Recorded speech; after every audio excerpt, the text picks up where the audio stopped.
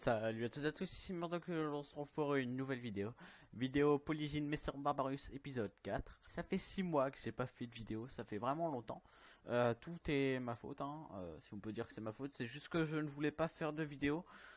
Déjà en première partie, je n'avais pas vraiment... Ça ne servait à rien de faire une présentation de ma colonie pendant ces 6 mois parce que il y avait rien d'intéressant à montrer. Et là, c'est juste pour vous faire une petite actualisation de ce que j'ai fait. Voilà. Donc, j'ai modifié beaucoup de choses durant ces 6 mois.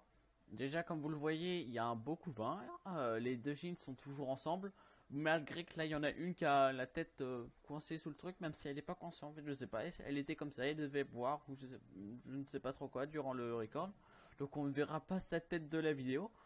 Mais par contre on verra l'autre, elles sont toujours tous les deux ensemble. Ça fait du coup bientôt 7 mois que j'ai la colonie. Aucun problème. On m'avait dit qu'il pouvait avoir des problèmes, je m'attendais à des problèmes par rapport à une polygine ni Messor Barbarus, mais pas du tout. Je suis assez surpris même. Du coup, les dernières modifications que j'ai faites, c'est tout simplement enlever le coton dans le deuxième tube. Parce que il était assez gênant et il était sale, donc je l'ai enlevé. Ça fait plus de place pour la colonie, même s'ils y vont pas trop. Elles ont du coup déplacé le couvain qui était du coton un peu humidifié, mais pas trop, où il n'y avait pas d'eau derrière en fait. Il était juste humidifié par l'humidité de l'air. Le couvain était là avant, mais ils ont décidé de partir après que je l'ai enlevé pour se mettre près de l'eau de coton. Tout en n'étant pas trop collé pour la plupart du couvain parce que c'est quand même très très humide. Et le grenier à graines est allé carrément du coup à l'endroit où il y avait le couvain avant, c'est-à-dire à la place du coton. Comme vous pouvez le voir, il est dans l'autre tube à essai. Donc après j'ai aussi modifié l'aire de chasse par rapport à la dernière vidéo. C'est totalement différent, j'ai tout modifié. Du coup maintenant elles mettent le dépotoir sous la partie du dessus d'une cabine téléphonique rouge. Euh, elle passe, elle circule sur les deux feuilles et sur le sable un peu autour parce que j'ai mis beaucoup de sable comme vous pourrez le voir dans la prochaine partie de vidéo.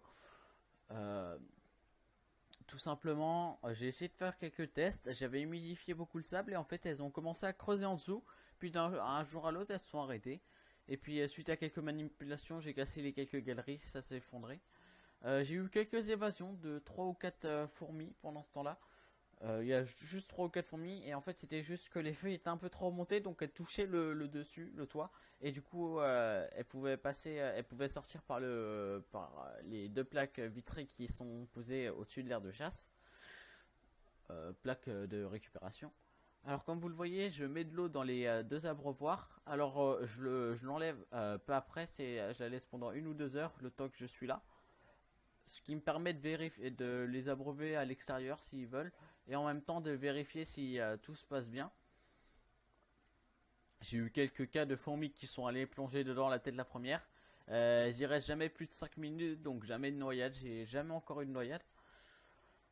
Et voilà, j'ai pas grand chose d'autre à dire. Mis à part que vous pouvez encore attendre 5... Ah non, même pas. Je pense faire fin mois prochain peut-être, ou après, je sais pas du tout quand. Une aire de chasse à la Yacine, si vous connaissez Yacine vidéo. Chaîne fourmi aussi, avec beaucoup plus d'abonnés que moi, que je suis depuis très longtemps. Et c'est même lui qui m'a inspiré le fait de vouloir mettre en vidéo mes élevages de fourmis. Il y a quelques chaînes comme ça que je suis qui font régulièrement des vidéos et je comptais faire une aire de chasse un peu comme lui, grande, mais je vais pas faire encore le détour en verre et autres, c'est trop compliqué pour le moment. Je vais juste prendre un bac en plastique. Je vais faire sa première aire de chasse en fait, mais je vais la faire à ma façon. Donc si vous avez des idées de choses que je pourrais mettre dedans, là je suis en train de regrouper quelques éléments de décor à mettre. Je pense faire un petit peu comme un, un nid vide-grenier quoi. Non, je ne sais pas du tout ce que je vais y faire. Bref, j'espère que cette vidéo vous a plu. C'était Murdoch. Tchuss!